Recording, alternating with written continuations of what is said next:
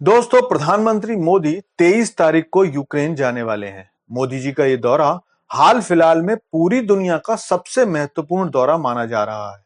और इंपॉर्टेंस भारत की नजर में तो जो है सो है, इससे भी ज्यादा इंपॉर्टेंस पूरी दुनिया की नजर में है। इस दौरे को रूस और यूक्रेन युद्ध में लड़ाई लड़ रहे दोनों गुट हद से ज्यादा इंपॉर्टेंस दे रहे हैं। लेकिन भारत के लिए यह दौरा केवल विश्व के लिए नहीं है, बल्कि भारत इस दौरे से अपने लिए बहुत कुछ लेने जा रहा है और साथ ही इस दौरे से रूस के लिए भी बहुत बड़ा झटका देने वाला है। इस दौरे से दुनिया को क्या उम्मीद है और भारत क्यों रूस के लिए इस दौरे से परेशानी पैदा करने वाला है, चलिए सारी खबर जानते हैं। लेकिन आप लोगों से रिक्वेस्ट है कि चैनल को सब्सक्राइब कर लीजिए, क्योंकि यहां आपको डिफेंस, फाइनेंस और फॉरेन पॉलिसी पर वीडियोस रोज मिलते हैं। तो दोस्तों, रूस यूक्रेन की लड़ाई शुरू हुई है तब यही माना गया था कि लड़ाई 1-2 महीने चलेगी, लेकिन ये लड़ाई है कि रुकने का नाम ही नहीं ले रही है। और आज की स्थिति यह है कि यूक्रेन के कुर्स्क क्षेत्र में हमले के बाद दोनों ओर से बातचीत लगभग बंद हो गई है। पिछले 6-7 महीनों से हुए इस डेडलॉक के कारण युद्ध को खत्म कराने की कोई भी किसी स्तर की बातचीत नहीं हुई है।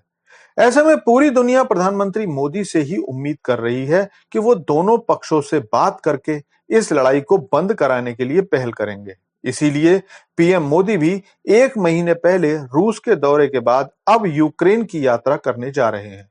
लेकिन नाटो देशों के लेटेस्ट हमले के बाद अब ये शांति वार्ता खटाई में पड़ती दिख रही है। लेकिन अब जब दौरा पक्का है तो केवल विश्व शांति के लिए तो इस दौरे का उपयोग होगा नहीं। भारत इस दौरे से व्यापार भी करना चाहता है और डिफेंस डील भी। जी हां, आपने सही सुना, डिफेंस डील भी। चलिए सब बताता हूं। दरअसल यूक्रेन पहले सूरजमुखी के तेल का सबसे बड़ा उत्पादक देश था, लेकिन लड़ाई होने के कारण भारत को यह तेल दूसरे देशों से मंगाना पड़ा, जो भारत अब फिर से यूक्रेन से खरीदना चाहता है। साथ ही यूक्रेन में कुछ ऐसी कंपनियां भी हैं जो हेलीकॉप्टर और प्लेन के इंजन भी बनाती हैं, जिनसे भारत मदद चाहता है। लेकिन अब आपका सवाल होगा कि जब पाकिस्तान को रूस कुछ देता है तो भारत को बुरा लगता है।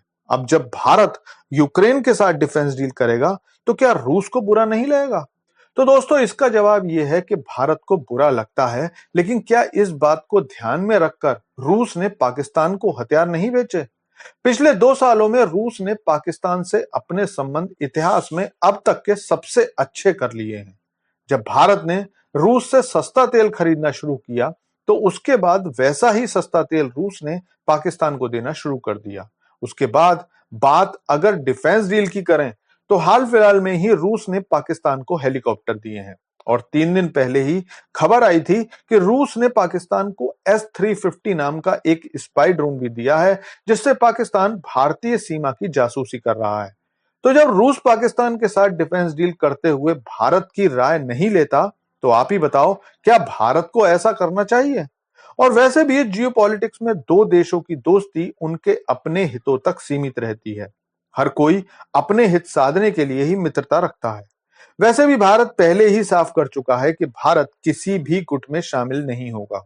भारत अपने हितों को सबसे ऊपर रखेगा। लेकिन भारत के इस कदम के बारे में आपका क्या सोचना है? कमेंट करके बताइए। Thanks for watching video.